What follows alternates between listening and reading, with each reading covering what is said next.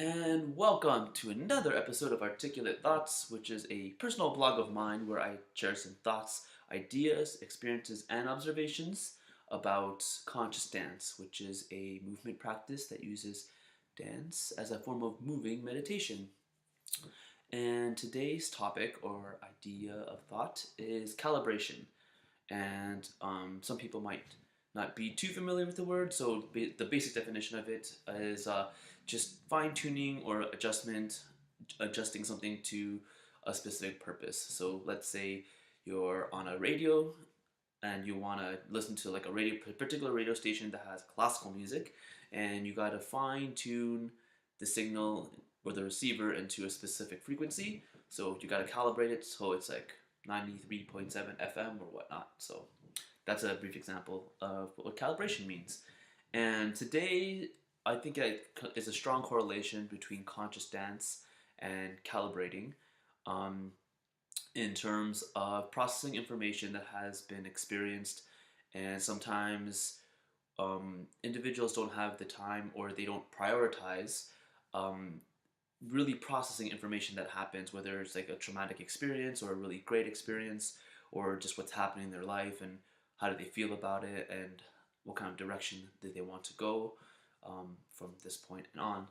And for me, it's a very, very important process because we constantly have to check in with ourselves, or I have to constantly check in with myself to make sure that I'm on track and I'm feeling good about what I'm doing and doing the right things to move in the direction that I want to, so then I could reach the destination I want to, although there's no attachment to that. But yeah, so dancing is a form of calibrating because sometimes I really get stuck in the process of thinking about it. I'm really an intellectual type of person and I want to figure things out. I want to be a problem solver. So I'll sit down and I'll think about it and I'll think about it and I'll write about it and talk about it and think about it and talk about it and read about it and just kind of figure it out. And as of late, I've really been valuing the process of dance as a form of processing information. And it's much more intuitive and it's very subtle, but also very powerful in terms of results and of getting to a place of feeling good. And I remember the first time I ever took a conscious dance workshop in Vancouver. At the very end of it, the instructor came up to me and asked, "So, what did you think?" And I said, "I'm not really sure what happened, but I know that something happened." And he kind of laughed and smiled at me and kind of like just patted me on the back and said, um, don't overthink it. Your body knows better than you how to process what happened." And at the time, I just thought he was just kind of saying some kind of really catchy phrase that might have been said in some kind of meditation circle or something. But over the past couple of years, I've really noticed and really took that on as the truth. Like there are certain times where I'm not dancing as much, and I'm so in my head, and it's so jarring. There's a lot of stress, and there's a lot of tension, and a lot of resistance in the flow of my thoughts.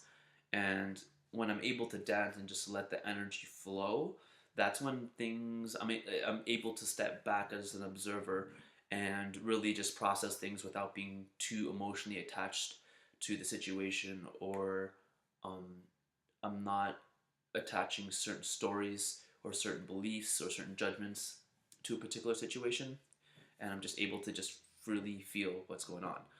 And it goes into this process as well of being present on a dance floor.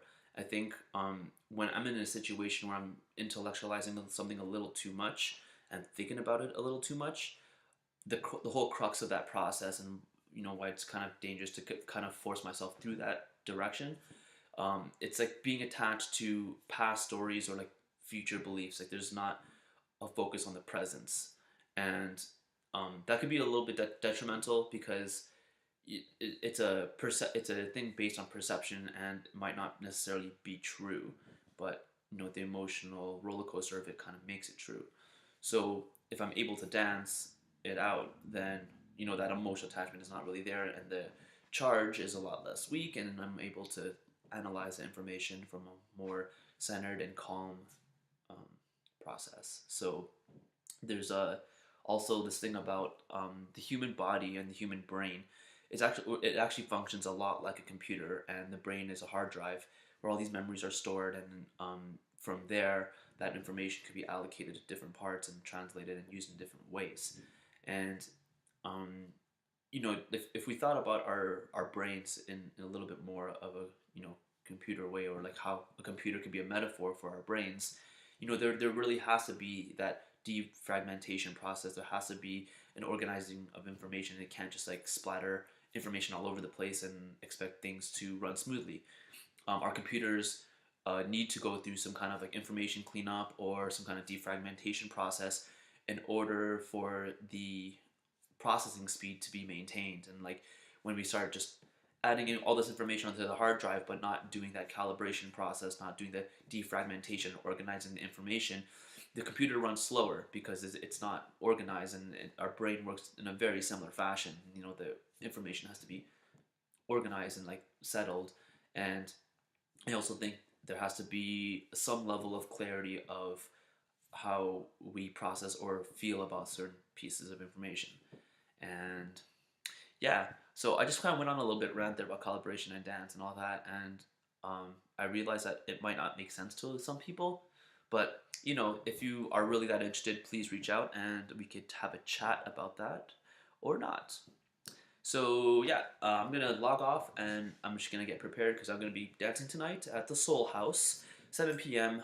Bonnie will be doing an Inner Journeys air dance, and I'm super excited to just go dance, process, calibrate, and inshallah, I'll see you on the dance floor.